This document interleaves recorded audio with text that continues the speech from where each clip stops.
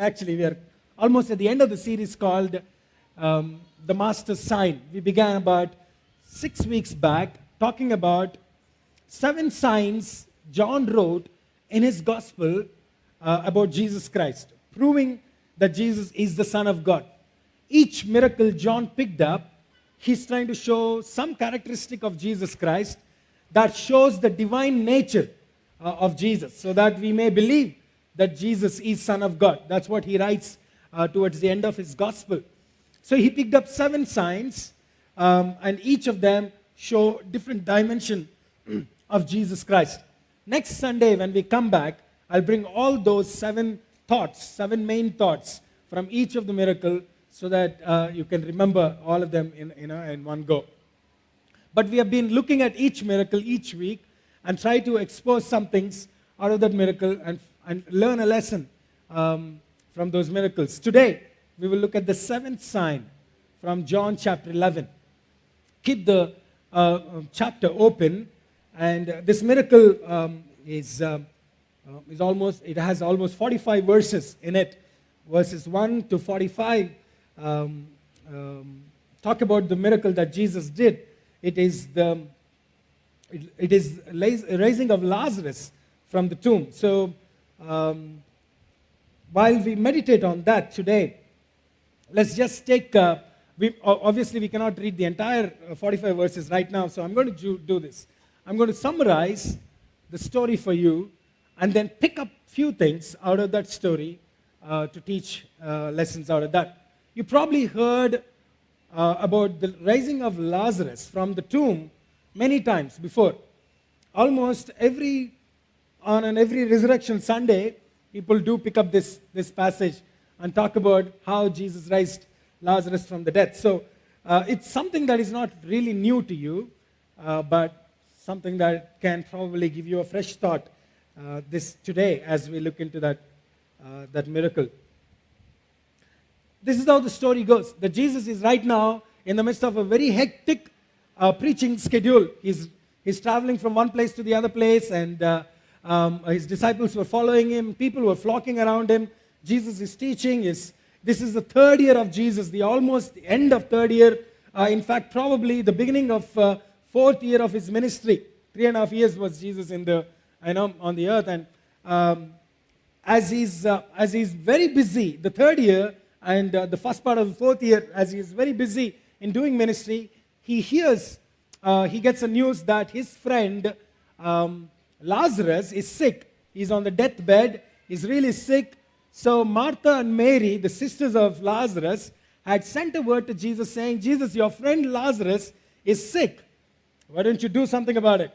That's the hidden message there. And so, but Jesus is so busy with the ministry, after he hears the news, he decides to stay back. He doesn't decide to go, but he decides to stay back for 2 more days, completing the mission that he is on.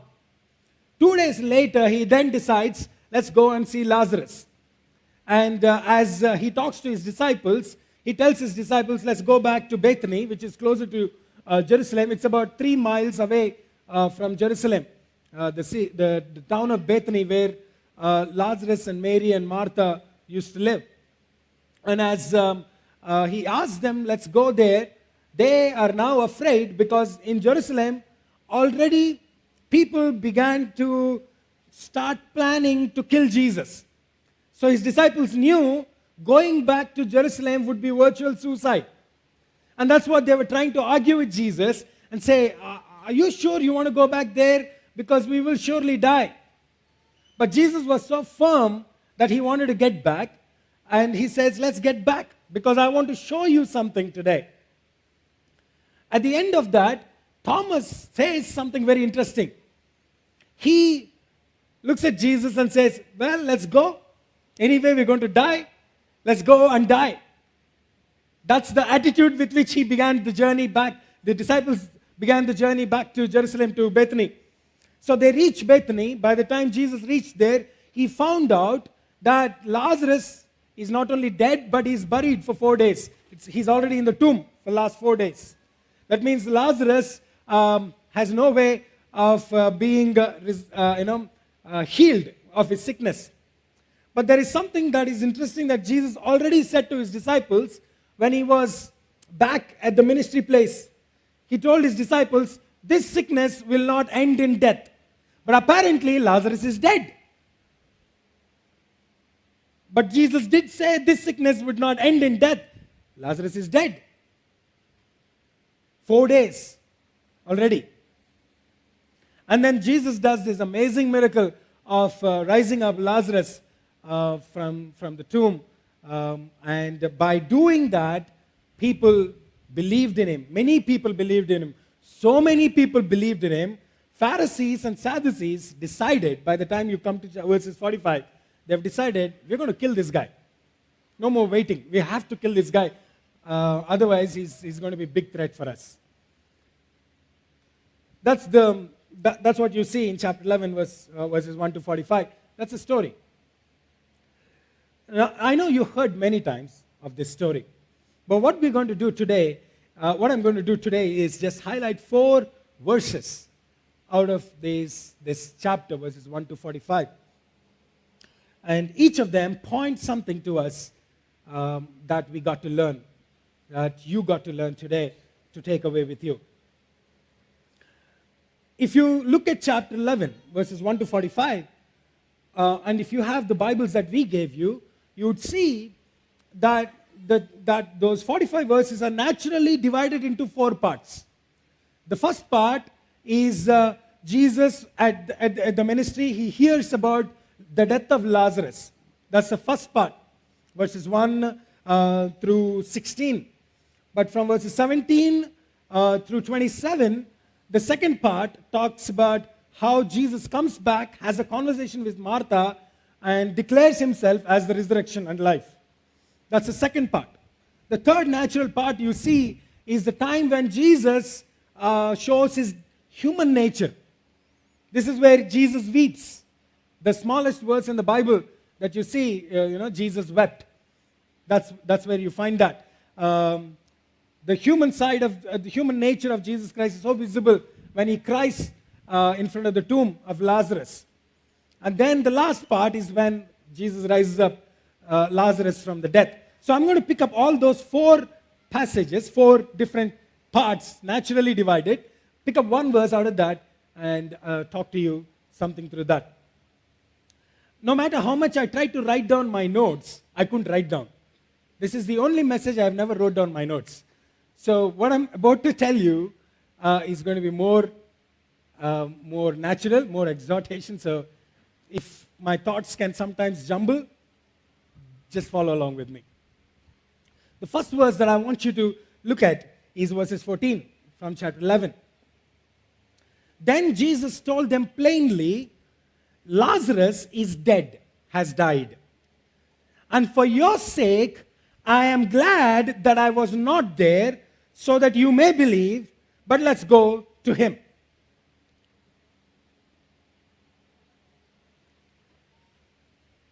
This is the most I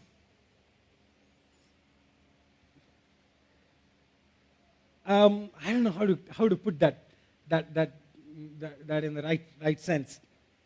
This is one statement I thought is without any emotions. It's as if, what's wrong with you, Jesus, kind of statement, I am glad he's dead. That's what Jesus is saying. If you ever are in a position in your life where you experience something like what Martha and Mary had experienced, that your own brother dies and is buried and is in the tomb, and Jesus is your friend, and Jesus can do something about it, and still doesn't show up. Instead of not showing up, Jesus says, I'm glad he's dead. How would you feel? Just think about that. So I start thinking, if I was there, how would I feel? Why would Jesus allow Lazarus to die? His own friend. Bible, in fact, if you look at verses 5, it says, Jesus loved Mary, Martha, and Lazarus. In fact, when Mary and Martha sent the news that your brother is sick, why don't you come and do something about your friend is sick, the one you love. That's what Bible says. So Mary and Martha knew Jesus loved Lazarus. Jesus did love Lazarus, according to verses 5. Everybody knew Jesus loved Lazarus. When you come to the third part in that chapter 11, you would see verses 36. The Jews around Jesus are saying this. See how he loved him. So it is visible. His love for Lazarus is visible. Jesus loved Lazarus. The people who are loved by Jesus knew that Jesus loved them. The people who are around Jesus and Lazarus also knew Jesus loved Lazarus. And yet Jesus doesn't come and heal Lazarus. In fact, Jesus says, I'm glad he's dead. Now, I know it doesn't make much difference to you right now, because you are 2,000 years after the death of Lazarus. You don't really understand. The problem with us is that we have what we call hindsight bias. You know what hindsight bias is? We all know the stories in the Bible so well that they don't surprise us anymore. Okay? Because you know how the story is going to end already. That's called hindsight bias. You already know what's going to happen. So therefore, it doesn't actually surprise you. So you don't actually know how dangerous those words of Jesus are. I'm glad Lazarus is dead. Excuse me? That's probably was what they were thinking at that moment, his disciples. Had Martha and Mary were there, their heart would have broken if they heard Jesus saying that. Your hearts won't break right now because you already know the end of the story. 2,000 years back. For them, it's a heartbroken situation. But right now, it could be the same of you. You probably walked into our church this morning with a really broken heart because yesterday you were expecting promotion, but you were given a pink slip. And you walked into the church today after expecting a promotion with a pink slip in your hand. You're walking here, you are heartbroken. You are in the place where Mary and Martha, and now God looks at you and says, I'm glad you lost your job.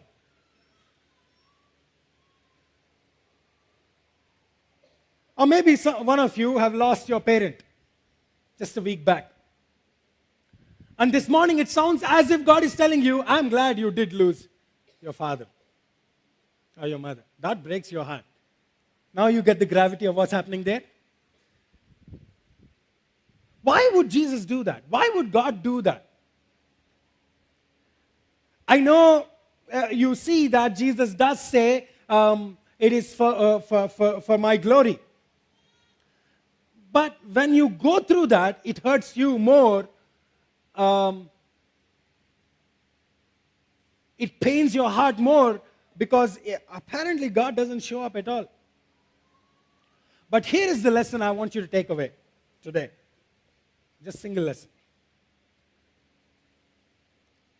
If something has to be resurrected back to life, it has to die first.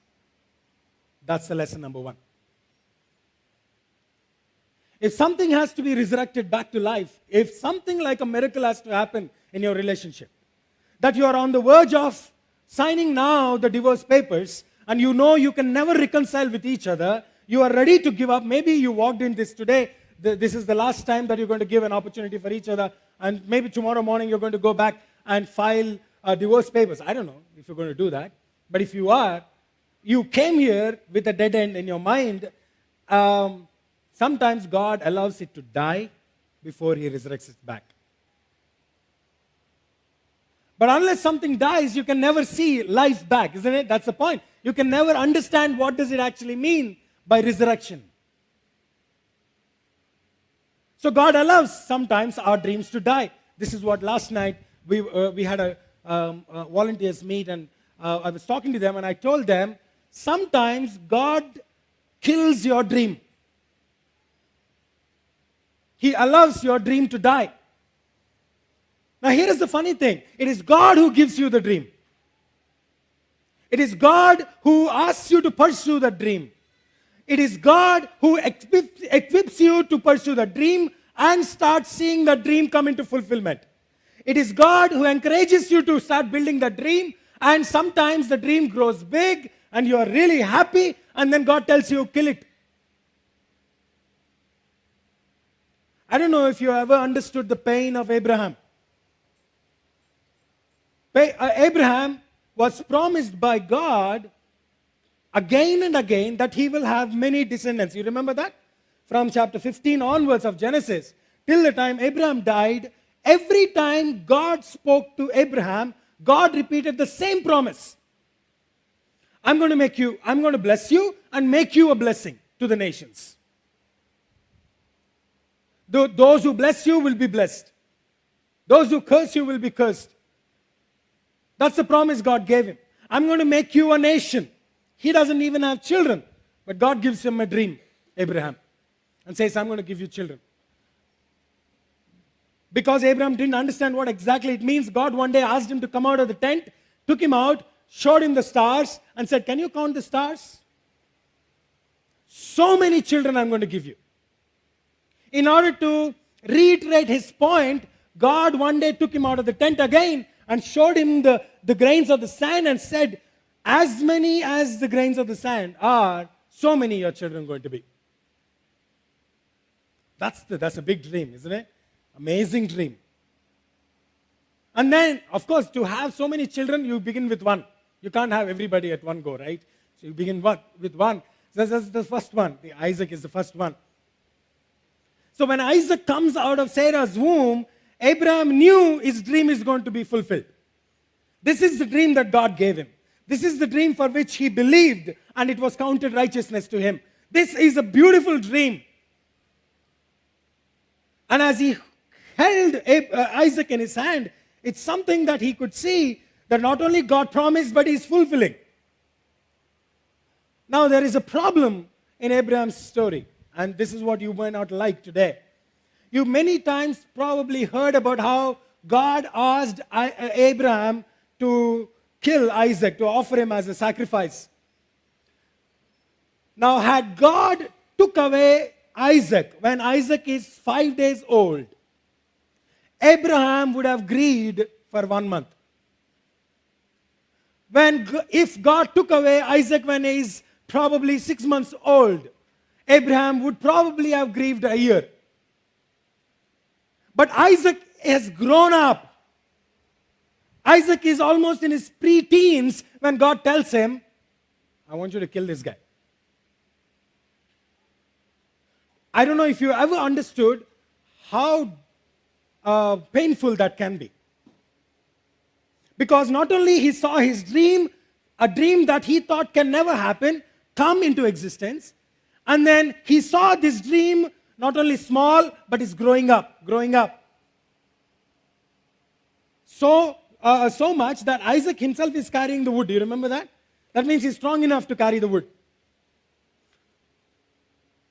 The dream has now become big. He can imagine the future, how beautiful Isaac's future is going to look like, but God tells him, I want you to kill him. Sometimes it hurts us when God says, I'm glad Lazarus died. I'm glad you lost your job. But here is the point. Unless Lazarus dies, he cannot be resurrected. He cannot be brought back to life. Did that make sense to you? Now, if you looked at all the 6 miracles previous to this, every miracle is an amazing miracle. We saw how Jesus turned water into wine, how he healed the son of the official from a far distance, how he raised up a guy who is sick for 38 years, waiting to be healed at the pool of Bethesda. You saw how Jesus took 5 loaves and 2 fish and practically gave a banquet for 20,000 people. You saw how Jesus walked on the water and showed his power over nature and over all the elements. You saw all that, and you know now that Jesus can do a lot of stuff. But I think, had Jesus healed Lazarus, once he heard that Lazarus is sick, he probably is in Galilee, so he had to come down all the way to Jerusalem.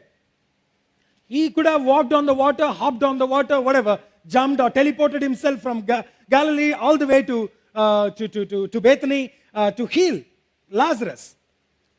But that we have already seen that before, isn't it?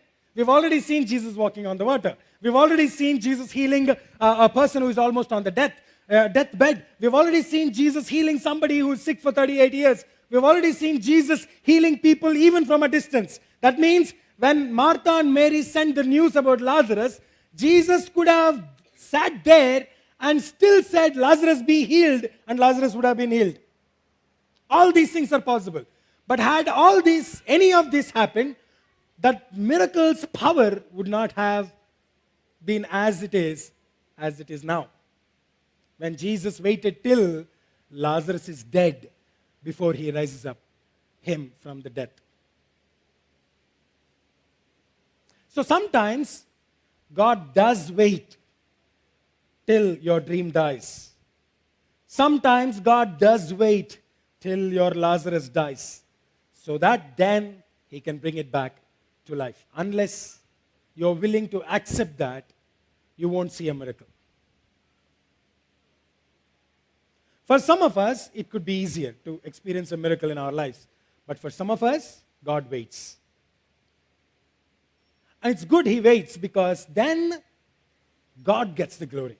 You remember last week, I told you this is one thing you need to remember. God's will for your life is that God gets glorified. Nothing else.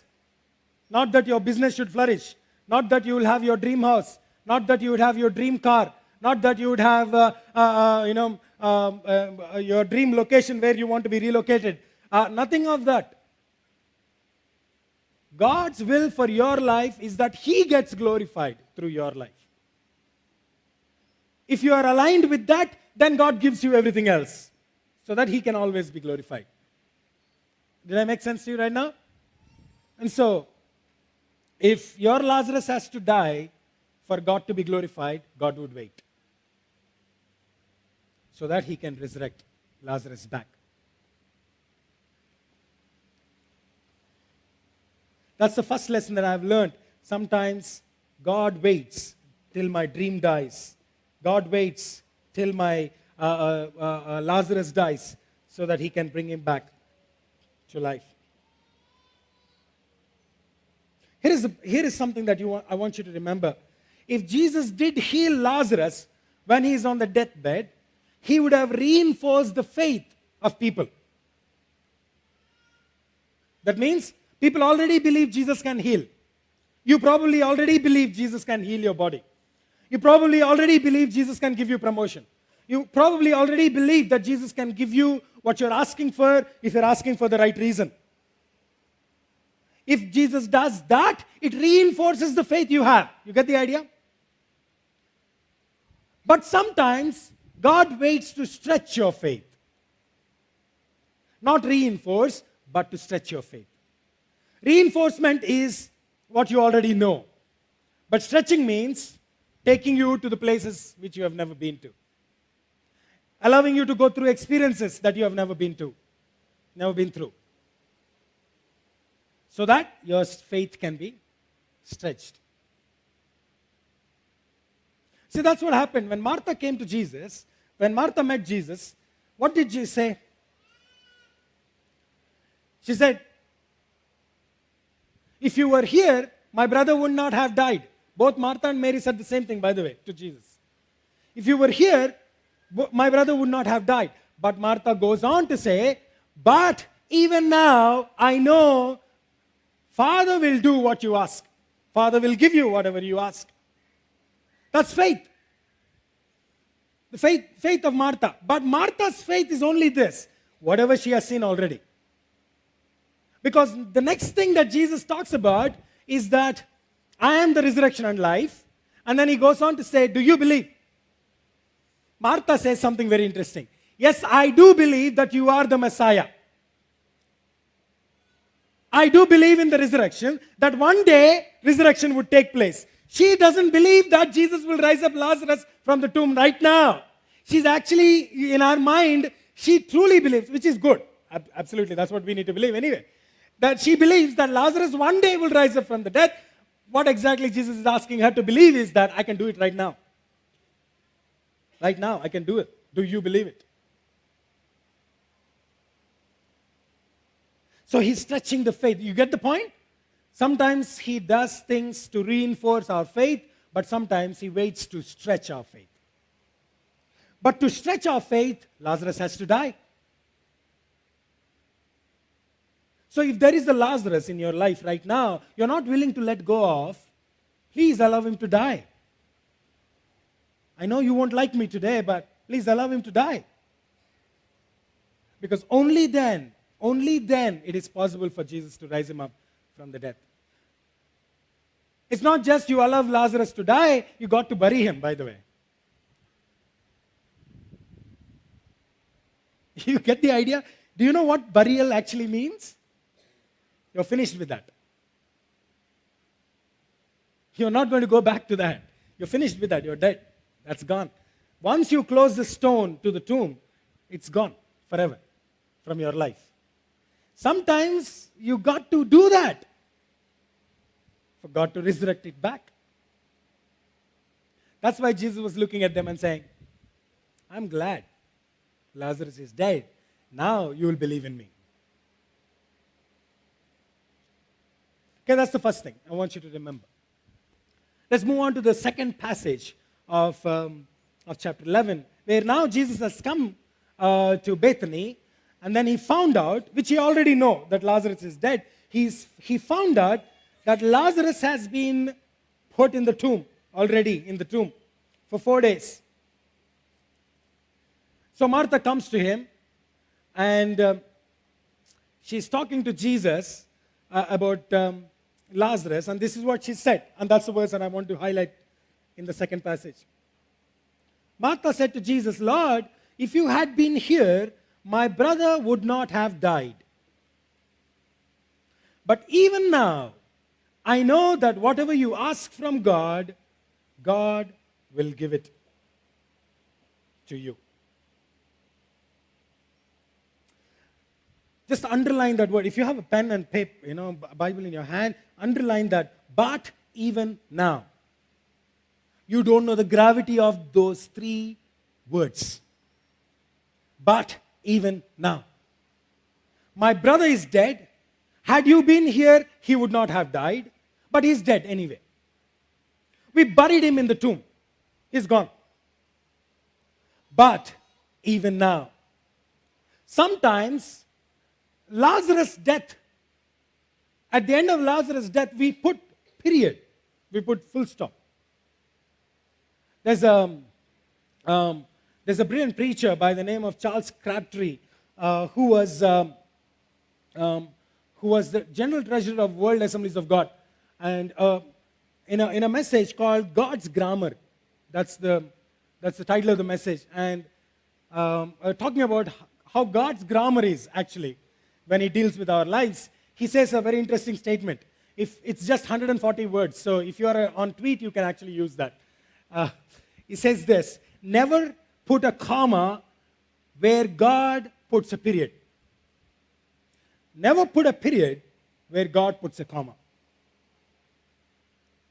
That's God's grammar, okay, by the way. Never put a period where God puts a comma. Never put a comma where God puts a period.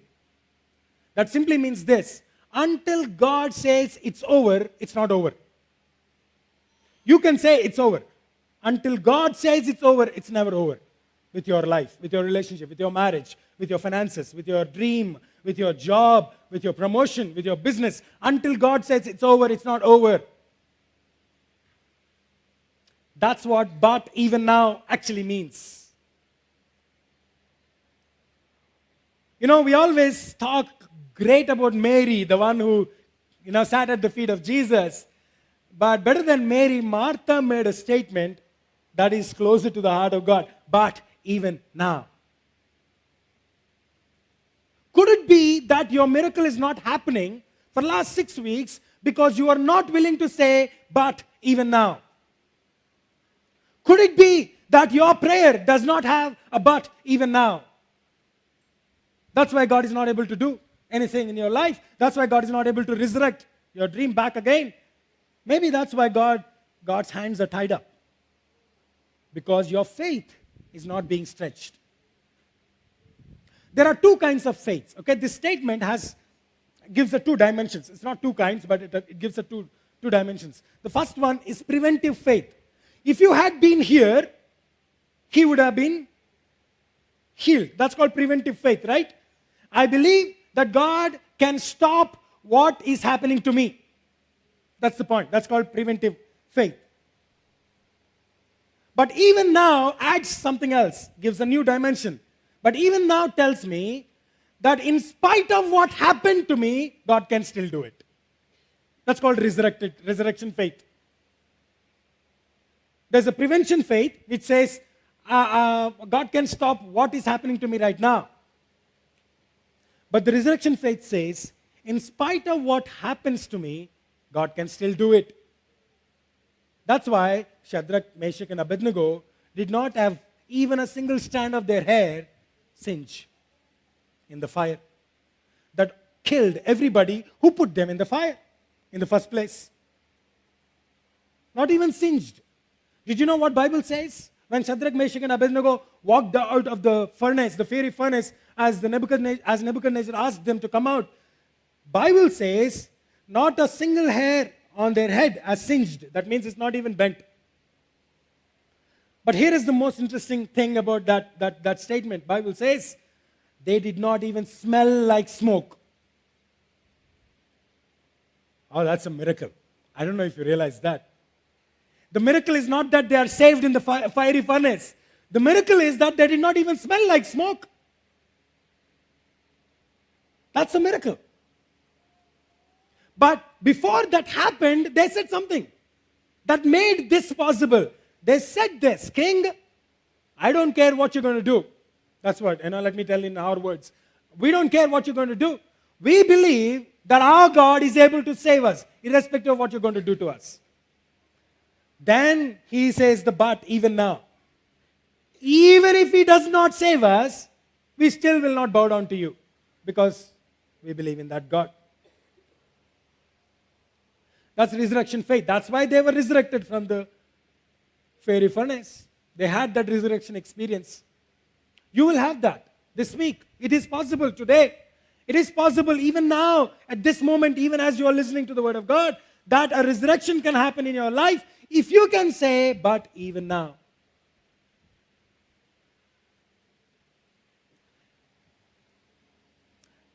Let me tell you three statements. You got to remember this, okay? Sometimes God delays. By the way, whenever God says no, it actually means not yet. Remember that. Okay? So sometimes when God says not yet, let's not go to Lazarus. Lazarus is sick and he's on the deathbed, I know, but wait, when God says that, it does not mean no, it actually means not yet. So when God says not yet, it could mean three things, okay? Number one, it could simply mean you're not ready. You're not ready to see a miracle. You're not ready to receive Him. You're not ready to understand God. You're not even ready to experience what God can do. So God waits till you're good and ready to do a miracle. You get the idea? See, unless you have cancer and you're almost in the third stage, then experience the healing of God, you don't appreciate your health. Am I making sense to you? Unless you lose a job, don't have a single pie in your pocket and in your bank, and you're almost basically bankrupt, and this bankruptcy is almost killing your family, unless you come to that point, when God actually blesses you with a miracle, you then start appreciating it, what God is giving. You then become a good steward of what God is giving you. You get the idea? Now, by the way, this is the privilege of Christians. Only for Christians, this privilege of going through something like that. That God allows you to become bankrupt completely before He actually gives you a blessing, because that's when you start appreciating what God is doing. So till you're ready for that, God doesn't do a miracle. That's the first thing you need to remember. Sometimes God says not yet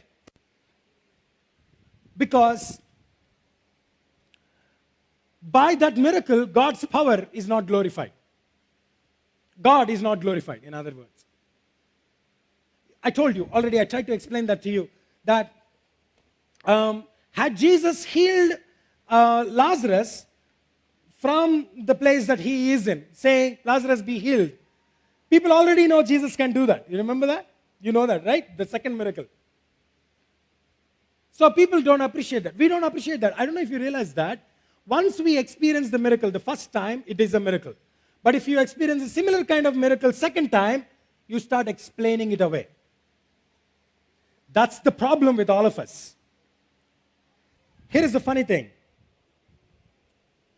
That we have a tendency to explain what is unexplainable. Did you know that? We have the tendency to explain what is unexplainable. We first time experience it, we look at it as miracle. But the second time we start experiencing it, we start explaining it. So that's why this time, if God has to do something miraculous, in the scale of miraculous, he has to wait for Lazarus to die so that he again gets the glory.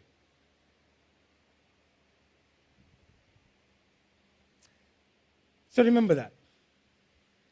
God sometimes delays it so that you are ready to appreciate the miracle and then use your blessing as a good steward. Sometimes God delays his miracle because that's when he can punctuate his power, show, display his power.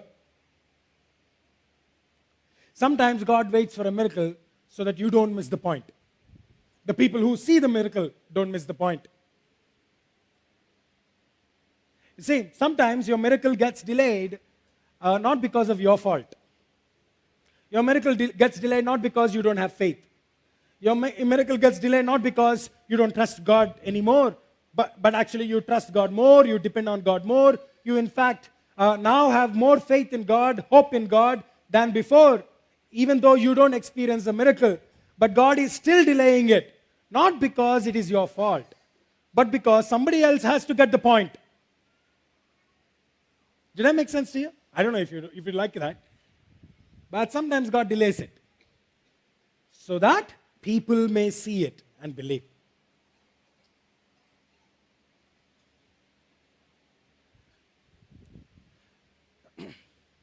So take that with you today. God's not yet does not mean that he rejected your plea for a miracle, but he's waiting so that you can be ready. He's waiting so that he can punctuate his power, so that so that people get the point that he alone is the God of your life. Let's move to the third passage, where one single verse that's just blows your mind off. Jesus wept. Now, Jesus crying there is a really interesting thing because Jesus already knows Lazarus is dead. Isn't it? You already know in the beginning of the story itself, Jesus knows Lazarus is dead. Jesus comes all the way to Bethany because he's actually prepared to raise Lazarus from the death so that God can be glorified. God can punctuate his power. And yet, Jesus weeps. Jesus weeps as he sees Martha and Mary. Jesus weeps as he sees people around Martha and Mary crying and wailing, mourning at the one that they have loved and lost. Jesus weeps. Ever thought, why did Jesus weep? Bible actually says Jesus was angry and then he wept. Did you know that? He wept. I know the translation takes away the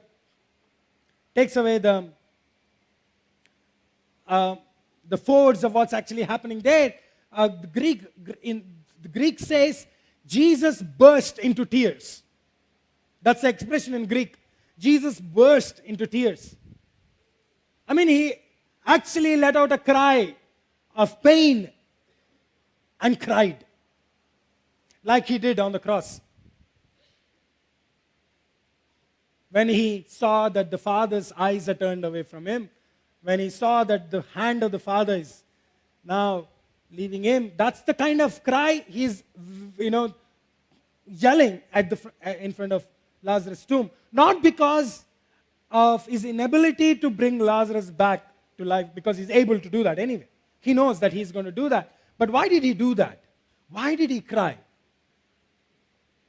Because I don't know what you interpreted so far, but this is what I think is happening there. Jesus is not looking at the helpless nature of the people at Lazarus' death. That's not what he's looking at. He's looking at the helpless nature of people when they face death. Death is not in God's plan. It's never in God's plan. Life is in God's plan. Life is what he wanted to give. In fact, when Jesus was on the earth, this is what he said. I came to give you life. Life in what? In abundance. It's not a life, long life with all drudgery, but it's a life full of joy. Life full of hope. Life full of peace. That's the kind of life Jesus came to give. That's the kind of life God wants to give. God wants you and I to have. And yet, we, because of the sin, we've lost it. The second law of thermodynamics says this, that if things left on its own, they become distort and deteriorate over a period of time. Did you understand that? It's called law of entropy. It simply means that if you don't use this fan for a long time, it slowly starts deteriorating and decaying. Sin is like that. If you don't deal with the sin that is in your life, it deteriorates and destroys you physically and spiritually. That's why when Adam and Eve ate the fruit, they did not die instantly. Sin began the process of entropy in their body. Physically and spiritually, it started destroying them, eating them inside. Slowly, humanity decayed. That leads to death. That's what Jesus is looking at. When he saw people around him, he saw people decaying. He saw the law of entropy in action around him.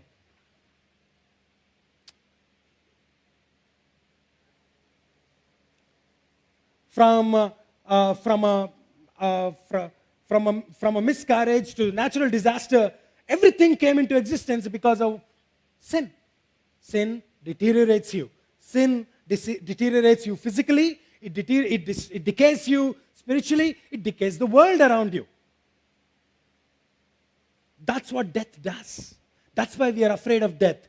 That's why when we look at death, in spite of how many expectations that we have about heaven and our dreams that we have about the life after death, we still, when we face death, we still are caught by surprise. We still feel hopeless, helpless. That's what Jesus saw in them. That's why Jesus wept. There's a beautiful verse in the Bible. I think it is Psalm 58, if I'm not wrong. That God bottles your tears. Did you know that? God bottles your tears. The tears that you are shedding right now in your room, but nobody's watching you, He's actually taking a bottle and bottling it. Think of the imagery there. Think of the force of that one single statement. God bottling my tears. Wow. That's what He's doing right now. When He's weeping, He's bottling all their tears. He knows He's going to do something about that. Along with you today, Jesus is weeping. Not because He can't do something about it, but He knows unless you deal with your sin, He cannot do anything about it.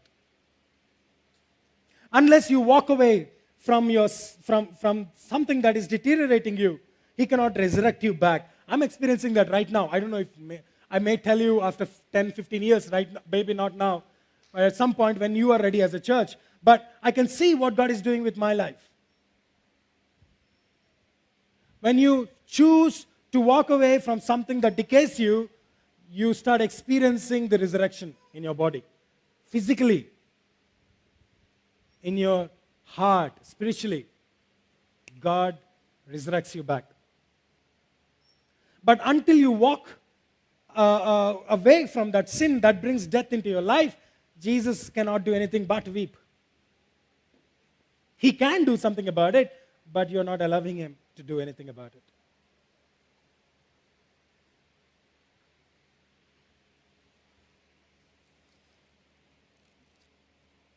Let's go to the last paragraph of that chapter where Jesus raised Lazarus from the dead. Jesus, deeply moved again, came to the tomb. It was a cave. A stone lay against it. Then Jesus says, take away the stone. This is not the point that I'm going to talk about, but let me just, since I've already read it. Did you know Jesus risked everything, his reputation, everything that he has done so far for the last 3 years, the reputation that he built, the kind of following that he has, at that moment when he said, take the stone away? If Lazarus doesn't come out of the tomb, Jesus' ministry is destroyed. I don't know if you know that point. Authenticity of Jesus is gone completely. Jesus risked what he built so far at that moment when he said, roll the stone away. Now Martha said something really sensible there. What did she say? It's going to stink. Death stings, right? It actually stings. Have you ever left your refrigerator off and went on a holiday for 10 days and came back? What happens in your home, right? Don't ever open a refrigerator that's not switched on. For a long time, it's going to stink. It really is going to stink. Because law of entropy, right? You remember that? That's why to counter law of entropy, there's a theory called negentropy, which means negative entropy. You're actually countering entropy. What Jesus is doing right now in front of the tomb is conducting a negentropy. 4 days, the law of entropy is taking place in the body of Lazarus. Now God is going to rebuild everything. Nothing can stop decay. Try anything you want. It can delay decay. Nothing can stop decaying except Jesus. No matter what you do in your life, other than Jesus, everything else can delay your decay. Only Jesus can bring back life into decay, can do negentropy.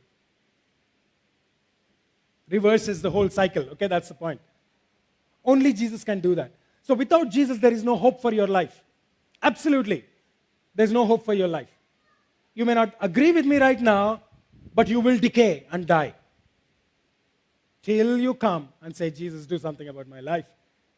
Of course, he's willing to do that. That's why he's standing in front of the tomb. That's why he's standing right now in front of you, waiting for the stone to be rolled away. So he asks the stone to be rolled away. And then Jesus says something beautiful. That's the only statement that I'm going to focus on. And then we'll close verses 43. When Jesus had said these things, he cried out with a loud voice and said, Lazarus, come out. Now, I don't know if you remember this. In the beginning of this miracle, talking about this miracle, I already told you that we have a hindsight bias, right? We don't really see the impact of miracle that created on that day. I'm sure we still can't do it right now. But I just want to show you the funny side of the story. I know I've talked so serious today. I want to close with how God has a sense of humor. Now imagine Jesus going with Martha and Mary and coming to the tomb of Lazarus. and asked them to open the stone. And so they removed the stone. Look at that very seriously, okay? Jesus asked him to come. Can you imagine? Lazarus cannot walk. Now, this guy actually walked. But Lazarus actually cannot walk because he was tied up like this. They say, according to Jewish traditions, 100 pounds of wrapping cloth is put around a dead body. They not only tied him so tightly, they would have tied his head with so much of cloth that he has a 1 foot diameter around his head. So literally he can't see anything. I made it see because otherwise he would have tripped all over. But now Lazarus has to come out. He didn't walk. He would have, what would he would have done? Jumped. And it would have looked really, really funny. Do you want to look how funny it looks? Can you come? Now, his legs at least are free. His feet are at least free. Lazarus' feet would have been tied up. So I was thinking, how many times did Lazarus fall? Fall. Jesus does have a sense of humor. That's what it actually means. He turns your mourning into. He probably made Lazarus dance when he asked Lazarus to come out. I'm absolutely sure. I know my imagination could have stretched a little more, but I'm absolutely sure Lazarus, for the rest of his life, would have been ragged by everybody. Because there are so many people who are crying for Lazarus, and they're actually lost hope. They're feeling sad, and then they see this funny figure coming out of the tomb. Their mourning turned into laughter. You see, that's the beauty of that miracle. It's not only that Jesus raised him from the dead, but he made them laugh.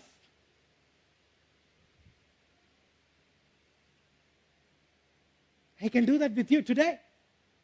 Lazarus, you can go back to your tomb. He can do that with you and me today. Somebody preached a sermon on that and called it Do the Lazarus. The Lazarus dance, do the Lazarus. It's brilliant. I loved it. The first time I heard that, wow, never thought about this way. It's amazing. How not only he reversed the law of entropy, but he made everybody see life does bring joy. The life that he gives does bring joy. So, maybe he wants you to do the Lazarus today. But to do that, you got to allow Lazarus to die in order to see the resurrection and then see how Jesus can turn your weeping into dancing.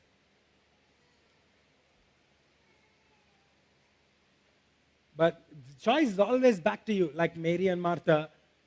You have to say, answer the question that Jesus asked to Martha. Just that one verse, and I'm done. What was that question that Jesus asked her? Do you believe? Do you believe?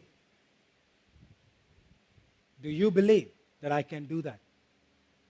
That if you let your Lazarus die, if you let your business die, if you let go of your promotion, if you let go of the job, I can resurrect it back. Do you believe that? That's the question God poses today. The answer is yours. Let's close our eyes.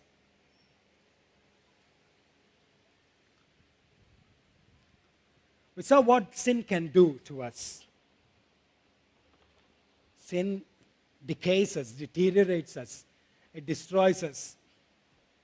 But Christ provides a way to have life. Christ is still willing to do a Lazarus in your life. But do you believe? Are you willing to let go of the sin that Only Christ can cure.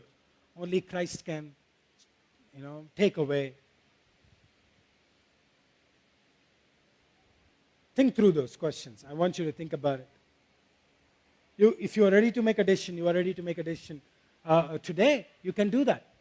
In your prayer, as you bow your heads, you can tell him, God, I believe. I believe that you are the Messiah. I believe that you can do the Lazarus in my life.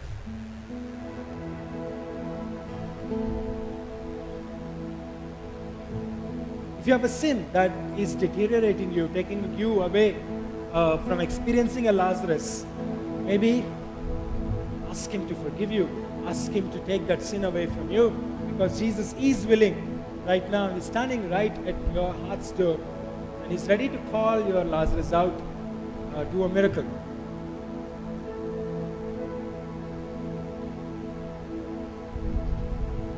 So ask him to forgive you so that you can experience